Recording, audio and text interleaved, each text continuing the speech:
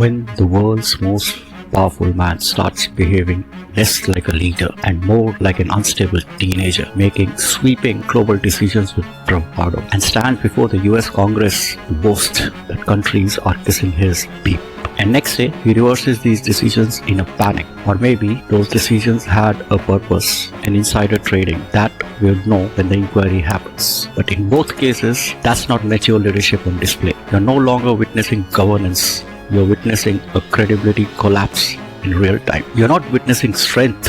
You're actually witnessing the unraveling of insanity disguised as statesmanship. And before we move forward, please allow me to explain why I did not use the exact words spoken by Mr. Trump in front of the Congress, and I chose to use the word beep instead. I deliberately did so because even as an ordinary individual, I find that kind of language inappropriate and disrespectful. Mr. Trump set a precedence, and he brought the men locker room talk to his election campaign and subsequently to the US Congress. But I'm sorry, I cannot follow him to do the same and bring that kind of language to my channel. And that's the reason, my friends, I felt the need to censor it here. While he used that word proudly and profusely in front of Congress while speaking about world leaders who were in touch with him, that tells you everything about the values and the confidentiality that you can expect from current voters. God bless America. God bless the American people.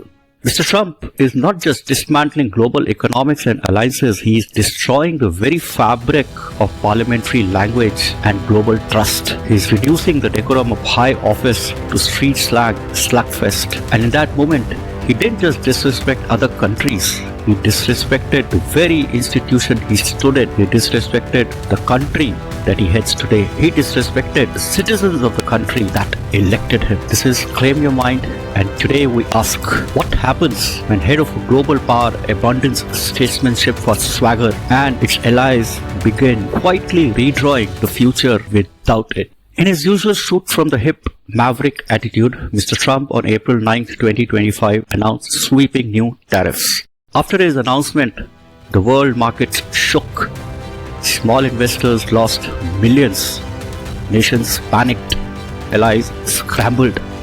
And behold, within less than 3 days of announcing American Liberation Day, Mr. Know-It-All poker player holding all the right cards paused the tariffs for 90 days for all countries, except for China, which is still slapped with a crushing more than 130% tariff.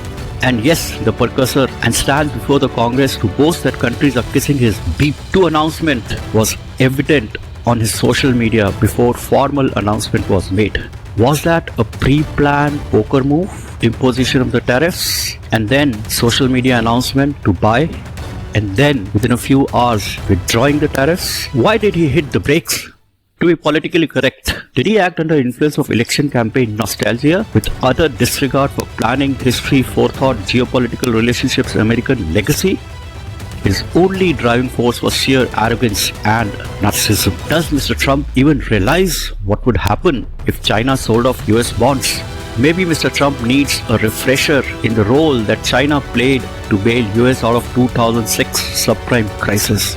His actions since January 20, 2025, when he took charge as the US president, are not about strategy. His actions are nothing else but truly diplomacy, spinning the wheel and hoping the world adjusts. When people like Mr. Trump make globally impacting decisions on a Monday and then reverses them by a Wednesday, they are not governing. Such people are gambling. And not just gambling with world stability, but also gambling with lives of millions and millions of people all around the world. But what truly crossed the line wasn't the irrational and illogical tariffs imposition. It was his performance after imposing these tariffs. It was his performance standing before Congress. Mr. Trump declared, "Countries are kissing my beep. They are calling me, saying, please, please, we are ready to negotiate." And now again, why am I saying beep? Why not repeat what he said? Because I believe in respecting discourse. Because I believe in the value of words spoken even in bars, and not just those spoken in the parliament, in Congress, or in house, or for that matter on the streets. Mr. Trump didn't just violate diplomatic language, but he also spat on the very essence of parliamentary standards and ethics. We expect dignity, integrity, and measured tone from those holding the high offices of power and influence, not this crass, performative mockery. You don't lead the world by mocking at it. You lead the world by building trust, credibility of your thoughts, words, actions, and speech. You don't win negotiations by demeaning nations, especially your allies. You don't run the office of president by sounding more crass than a pub brawler. That is not art of deal for sure. And yet, there he was, boasting like an amateurish street bully with a megaphone broadcasting dominance while displaying incorrigible decay. Here's the part that no one is saying out loud. You can pause tariffs, you can change or cancel policies. Countries deal with countries and not individuals. And yes, you cannot unbreak trust. In any true democracy, the continuity of power and respect for prior agreed and signed binding decisions are not just traditions. They are the very spine of institutional stability. And what Mr. Trump has done is not just disrupt that. He's assassinated that spine at its very root, replacing statesmanship with self-interest and ego. Every diplomat, CEO, policymaker watching Mr. Trump's actions and words just got a message louder than any tariff chart could deliver. And the message is that America is unstable. And the message is that America is unreliable and unpredictable in its relationships and commitments. For America of Mr. Trump, one day you are our ally and the next day you are the punchline of a press conference. This isn't diplomacy. This is emotionally insecure volatility being mistaken for strength. And make no mistake, Mr. Trump has set the world on a path where it is already preparing for a future where the US is no longer in the compass. Let's not call this tough leadership. Let's call it what it is. It is ego addiction, wrapped in nationalism, packaged as policy. A leader who flips policies overnight, mocks nations, and uses the language of the street in the halls of power. He doesn't elevate the country.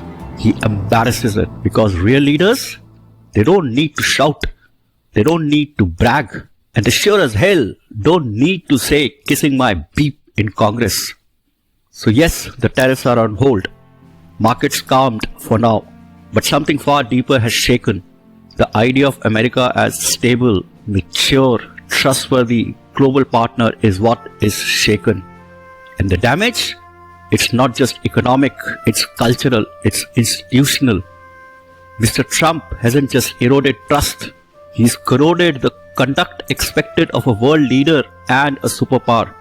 And in doing so, he's made every global ally question not just what America stands for, but who speaks for it. This is Claim Your Mind, and that beep you heard, it wasn't just a censored word. It was the sound of global respect being torn at the seams. Do not confuse arrogance with vision. Do not let theatrics pass for leadership. And never accept a world where public office is louder than it is wiser. Bye-bye and take care.